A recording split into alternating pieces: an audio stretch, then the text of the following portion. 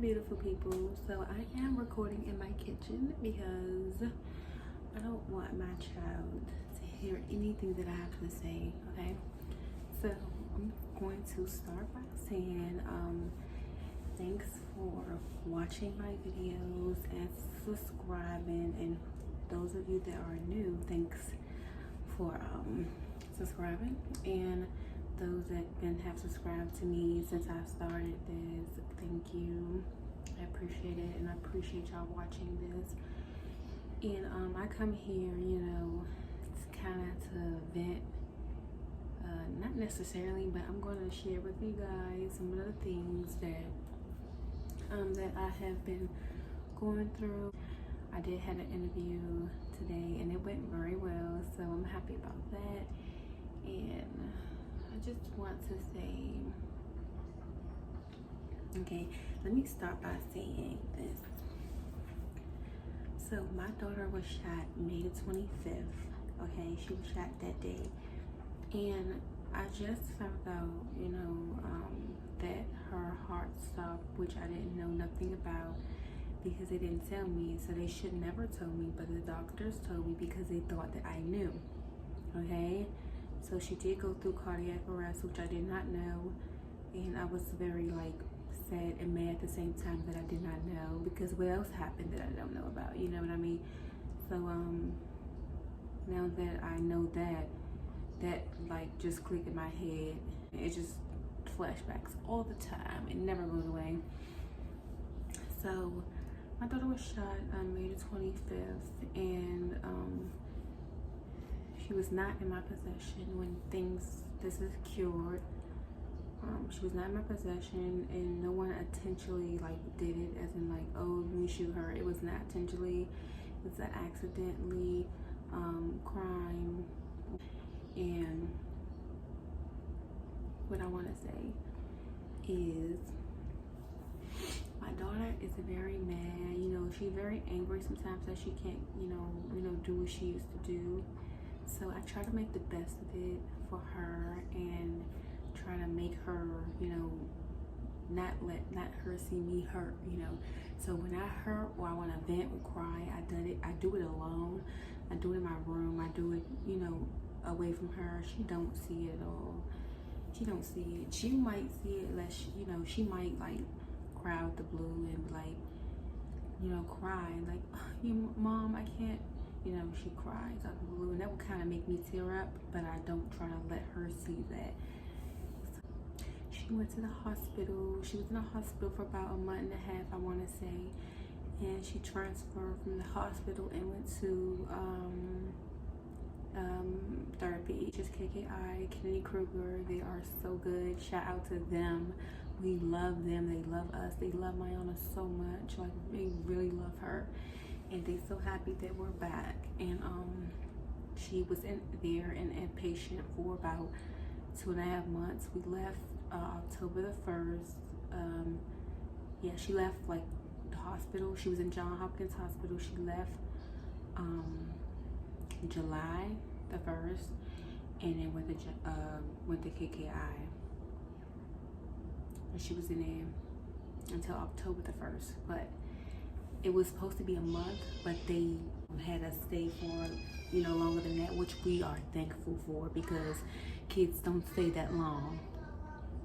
I was going through a lot when this happened. Like, it was a lot I had to go through. I was getting so many DMs, so many messages, so many calls. Like, the night that it happened, I got so many messages. It don't even make no sense. Different calls, different numbers. Don't even know the numbers that's calling. It was just a lot.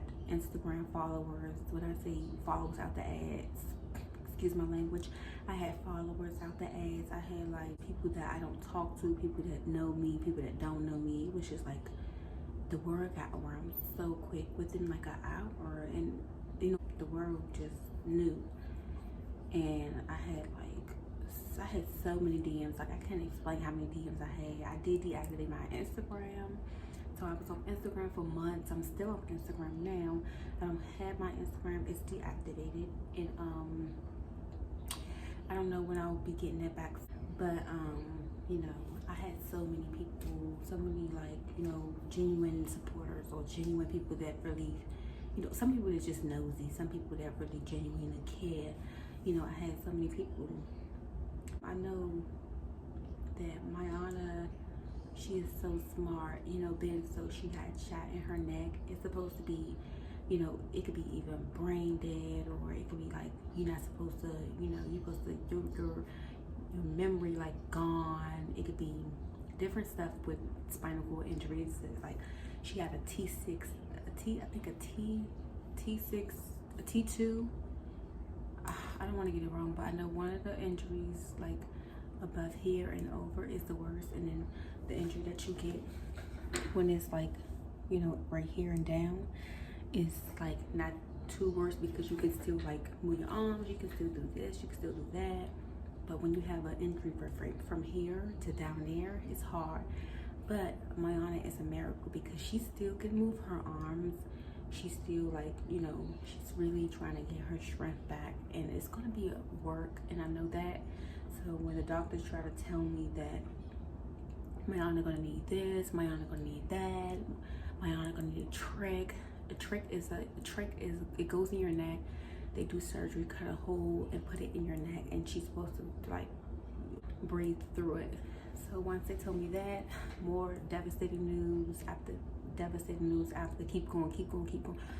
It was just so much. And when they said that she needed a trach, I was just like crying, just still crying, just like unbelievable. And then come to find out, I was like, I don't think she's gonna need a trach in her neck. I don't want them to do it. I told them no, okay? I told them no. So I said, give her some more time. So a day later or two, they give her a food test and see can she swallow. Mayana didn't need no trach. Mayana was good. Mayana, she swallowed on her own. She breathed on her own. The trach is to help you breathe. And Mayana didn't need it. I was like, you know, give her a chance. Like, y'all, she just got to the hospital like 2 days ago. Come on now. Like, this girl is in pain. This baby, she's a baby. Her bones are still growing. So when they did the test for her breathing on her own, they took her out the room. I couldn't, you know, be there. They took her out the room. Because if she was to stop breathing, they would have hurried up and put it back, like the breathing machine, because she had a breathing machine helping her breathe. So her breathing got better and better and better by the day, better by the time it got better. She was breathing on her own. The worst thing I say that I had to go through in the ICU was like not knowing would she be, you know, here, like not knowing would she. Sorry guys, I'm so sorry. I'm so sorry. The worst thing I can say about that was not knowing if Mayana is going to live, you know, through those days. It was like by day, you don't know. Anything could happen by day. But I had my faith. I had my faith that she was going to be here. I didn't think like, oh, she's going to be gone. I just feel like, oh, she's here with me. I never felt like, oh, my baby's gone. I felt it in my heart that she was still here. So I'm sorry, I think I'm skipping a lot of things. Okay, I'm sorry. Can I go back to the beginning? So when it happened, okay, y'all. Okay, so okay, I seen her. I found her. Not say I found her. You know, someone told me, boom, boom, boom. I can't. You know, I'm not gonna get into the details. But when I found her, right up there, seen her body. I called EMT, called the ambulance, police. They told me what to do. They told me to put pressure to her neck, which I did. I did everything they told me to do. I was so scared, y'all. I feel like I was gonna break down. My sister came, my youngest sister actually came after me. I didn't know. She came after me and she looked and she started screaming and broke down and almost fainted. I think she did, I'm not sure. I told her, please go in the other room because Mayana don't need to be shocked. She don't need to, you know what's really going on, because it's gonna be a lot if she see, you know what I mean? It's just like, whew. Those minutes feel like hours, and they came. Sorry, because it's like every time I talk about this, my memories come back about, flashbacks and stuff of what I seen. Okay, so when they came, police came first. I'm like, where's the EMT? Like, y'all coming for what? To see what? Y'all don't know what y'all doing, okay? Just don't look. Y'all looking and stuff. Like, no, my baby's gonna live, So the EMT came running after them, like about 1 minute later, right after them, they told me to get out the way, and then they they picked her up and they put her in a van, and I'm trying to go with her and I couldn't. They wouldn't let me go, and I had to stay on the scene. They tried to keep me in that house, but I was not staying in that house. I said, that's my child, that's my daughter. It wasn't me. I didn't do this to my child. So they wouldn't let me go, so they left with her. I was in the car, y'all, for like, my boyfriend came to get me. I told him, you know, he was like kind of the first person I called. He was the first person I called because he's the first person I called. And he came, like, I know he was so hurt, y'all. As soon as he came to the corner to pick me up. They would not let me leave. I tried to run, they wouldn't let me leave. So I had to stay on the scene. I had to get in a police car for about 30 minutes. Like, it was an hour. An hour of me not knowing what's wrong with my child. An hour of me not knowing. Like, I need to be in that ambulance, you know, with her. I just can't believe they wouldn't let me go. She's a minor. I'm so sorry for making this video so long. Let me cut it. I got to. So I went, I didn't go. So once they called me, a detective was like, you know, your baby is alive. I'm like, how will you know? Are you saying it by faith, or you just know that? Did they call you and tell you?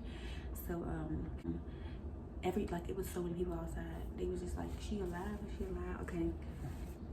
So long story short, I'm not gonna speak on too much about the girl who owned the house because the case is open. I'm not even gonna talk about none of that. Okay, right now.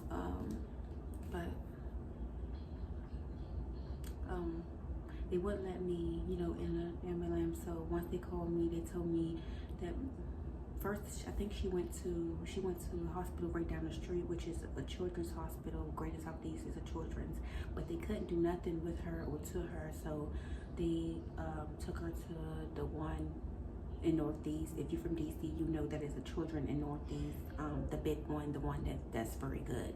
They took her to that one, and then that's when they couldn't really do nothing but stop the bleeding. They didn't have the people, the surgeons who can do the things, you know, to work on her. You know, they didn't specialize in spinal cord injuries. So they took her, uplifted her to John Hopkins. They called me and told me that she was on the way, and I came right, you know. I came because I didn't have my car. I didn't drive my car. I just couldn't. Like, it was just a line. My car was still parked. The police was going to drop me off, but I got my aunt's car. She took me, met my boyfriend there. We was already there before my aunt even got there. And I called them, like, what's going on? Like, where's she at? They said she's still here. We want to get a team together about the, you know, helicopter. You know, they're going to do a helicopter, take her to John Hopkins. So about 30 minutes later, they came. I seen them coming onto the, you know, the roof, and I came in there. I was on one who come in. I went in there. So everybody, you know, was outside. My sister came. She was just like devastated, crying, everything. I could see her through like a glass. I couldn't go in there. It's COVID. It's so much going on. I couldn't even go inside. I'm not sure because of COVID or because of the because of what they was doing. So I think they was trying to stop the bleeding. Her eye was closed. I was looking at her, but I couldn't really. I was just praying that whole time. I was praying, like, nothing I could do but pray. So when I did that, they took her out, and they took her to like the third or fourth floor to do surgery on her, and she had surgery really quick. And I went with her, and I was holding her hand on the elevator because her eye was closed. She was just breathing. I went on the elevator with her. I hold her hand, like she was just like, you know, like her. I think she had a neck brace on, so she was just, her eyes was just closed, and she was just breathing. It was a machine by her to help her breathe. She was just breathing, and they had to do surgery right away on her. So they took her to the other room. I'm in the waiting room for about an hour or 2 hours, just waiting. Getting all these messages. I just couldn't. I just had to wait. I was getting so many calls and messages at the same time that my phone wasn't even like letting it through. It was just like a one line. It was just a line. So I was waiting. So they said, Miss Hinton, it was just sad how the doctor, you know how the doctor come out and tell you like in the movies about the loved ones. It's just so sad. So I'm just like, oh my God. I was expecting, like, I don't know what I was expecting, y'all. I didn't have no thought in my mind. So they came and was like, Miss Hinton, okay, your daughter did have a gunshot wound from from here to here. It went one way and went through the other way. Because I'm like, where's the bullet? When they said they didn't see no bullet, they told me that it went through one way and not the other. I said I didn't see two holes when I was holding her. So anything like, I kept her alive, but I didn't really see two holes. I only see one because her head was on the side like that. So I seen one hole. So when they explained that it was two and then it went out, I was kind of, you know, like, okay, so it did go out. It didn't travel. It didn't hit no artery. It didn't travel. So she was alive. And after that, I think, okay, I don't even remember. I just remember blurriness. I don't remember after that, after surgery. I think, oh yeah, okay. So they took her to the ICU after surgery, and she didn't open her eyes because she was like sedated on the medicine, but she was opening it up and closing them after that. So I'm looking at her, I see her the whole time, and the next day I stayed, my boyfriend stayed, he stayed in the car. He stayed with me throughout that whole time. All them days he stayed, okay? Yeah. I had to be strong to see her like that because that's my child and I had to. So second day she had to go get surgery again. So throughout this time she's really like sedated, in and out, in and out, in and out. So I can't talk to her. I'm telling her I love her, and you know I'm talking to her throughout the time, but she can't talk back, of course. Second surgery was a surgery they had to do to put the rod in her bone because her third bone had tilted to the side. So it's like her third bone on her neck tilted to the side, so they had to put a rod in it because it tilted. Okay, it tilted, and they had to put, you know, something, a rod right there and a bone. So they took out her hip bone on the side, just a little piece of her hip bone, and put it in her neck with the rod. And they did that, but they went through this way. They said if they couldn't do that way, they was gonna have to go through the back. So it was successful because they only did it one time. They went through that way, and she came back in. You know, days passed by. She was able to try to tell me what she wants and talk to me. And her throat was kind of hurting because the tube is down her throat. But days later, she was getting better, getting better. This time, once the tube was out, she was talking, she was eating. They said she was gonna get a trach, and she never got a trach. I do calf her, which is what I showed you, I think in a different video, what calf is. I do calf her, you know, pee come out on its own, but the spinal cord injury, all the pee doesn't come out. So it's gonna get better. I do a bowel program, which is like micro poop. I do that. Sometimes it poops on, you know, she poops on her own, but due to spinal cord injuries, when it first happened, people, you know, when you have that, you are not able to, you know, do a lot on the own. You have to need help with a lot of things. But it's a miracle that Mayana still has sensation in her legs. She feels everything you do. You can do anything and she can feel it and tell you what it is.